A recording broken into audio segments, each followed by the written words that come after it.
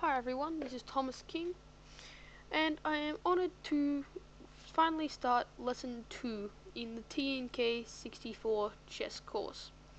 And Lesson 2, entitled Knife to the Face, rather bluntly, pun intended, is a tactics course that will help you to get those one-move combinations, or those two-move, or those 5-move even, those short-term tactical combinations that will help you to win your games of chess.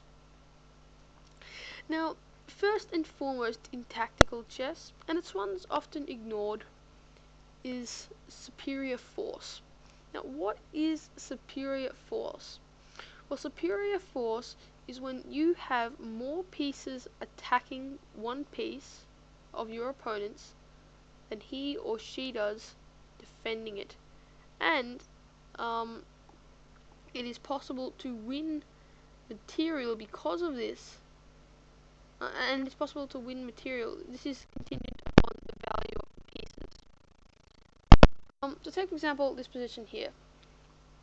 Here, white has a rook on d2 that is attacking the black queen on d5. Now, the black queen is not defended. It has one attacker and 0 defenders. So the question becomes, can white safely win material by taking the queen? And the answer is yes. By taking the queen, white finds himself in a winning ending because black has no defenders. White has more attackers than black does defenders. This is the basic element of superior force, which is the most important tactic in all of chess. But as I mentioned earlier, it's not just superior force. No, pardon me. It's not just the number of the pieces, or the quantity. It's also the quality.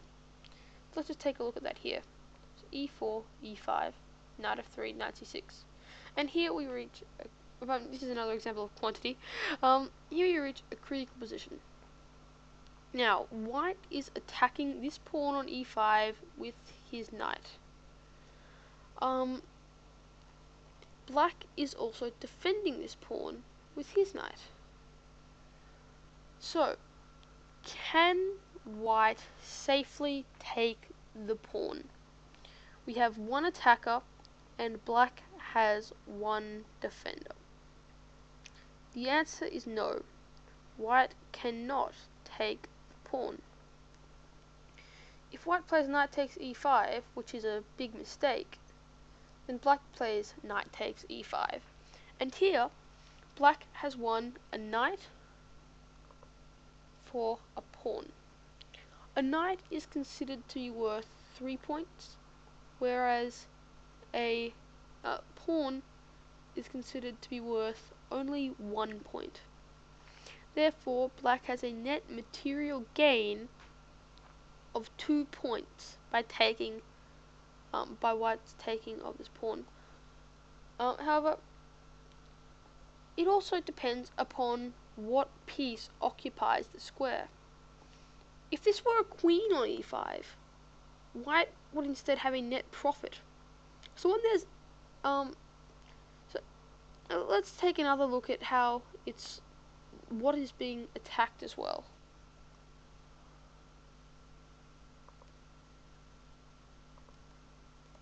So here, take a look at the following position. Again, we have one attacker and one defender.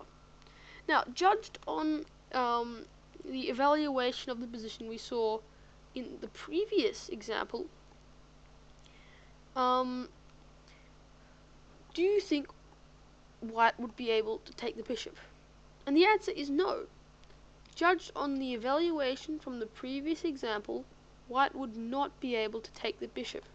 We have one attacker, and black has 2, not only 1, but 2 defenders. The according to this, black should be winning material if white takes. However, white is attacking with only a pawn, and he is attacking a bishop. Bishops are more valuable than pawns, and so after we take, and then black takes back, white has won a bishop for a pawn. Now, like a knight, a bishop is considered to be worth 3 points, whereas a pawn is only considered to be worth 1. So here white has a net gain of 2 points. Now on to the final example, and that is this one here. Another example of how we need to compare quality and quantity. So here, this white pawn on d4 is attacked twice by the black pieces, by the knight on c6 and the king on d5. It is defended once. Judged from this logic, since it has only one defender and 2 attackers, black should be able to win material with the move knight takes d4. But this is a bad move, because now black ends up in a losing endgame. White will simply play king g6 and rush his pawn up the board, getting a winning ending. So, the general rule is that if you have more attackers than defenders, you will be able to win material, especially if your opponent doesn't have any defenders. However, if your opponent does have defenders, you need to consider the value of that defender and the value of the piece you're taking. By taking this pawn, black gains 1 point, but if he loses this knight, he loses 3. This is what's known as counting. So what we do is we need to say, okay, knight takes d4 plus 1. By playing knight takes d4, I'm gaining 1 point. Then, after c takes d4, we need to say minus 2, because I've lost the point. Then after king takes, it remains minus 1. This is a bad exchange. We have lost material by playing this exchange. So, anyway, that's all there is for counting. It's a simple tactic. It's the simplest of tactics. But it's the foundation of all chess tactics, really. This is what leads into the fork. This is what leads into the skewer. This is what leads into the pin. And that is the ability to have superior force. And it's a very elementary tactic, but it's important you master it at an early level. So thank you for watching this video. I hope you got something out of it. I hope the tactic of superior force is now one that is fully clear to you. So anyway, thanks for watching, and see you next time.